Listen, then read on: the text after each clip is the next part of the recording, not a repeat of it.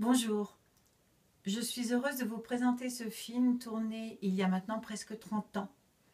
Il est le seul encore aujourd'hui à relater la vie de la grande exploratrice que fut Alexandra David-Néel, à base d'archives et aussi de témoignages vivants.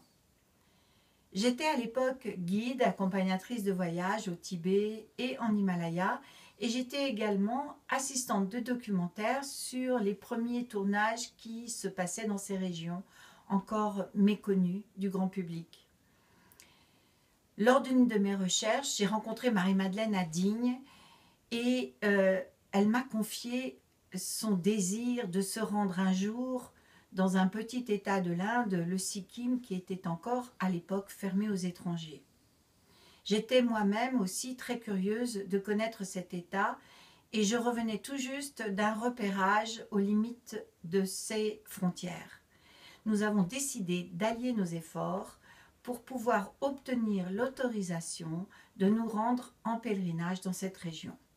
Lorsqu'en 1992, l'Inde a décidé d'ouvrir les frontières, nous avons fait partie des premières personnes autorisées à visiter le Sikkim. Ce fut une expérience unique. Le producteur, qui savait que c'était mon premier film, m'avait adjoint la collaboration d'Antoine de Maximi et nous sommes tous ensemble partis à l'aventure.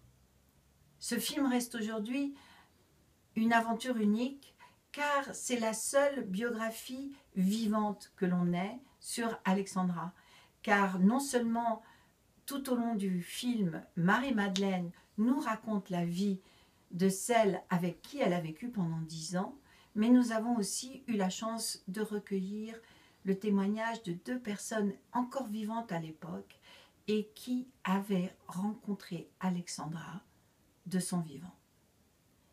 Ce film a cette année-là raflé 6 ou 7 prix internationaux et encore aujourd'hui, je m'en sers comme support lors de mes conférences qui accompagnent la publication de la biographie illustrée d'Alexandra que je viens de publier aux éditions Paulsen.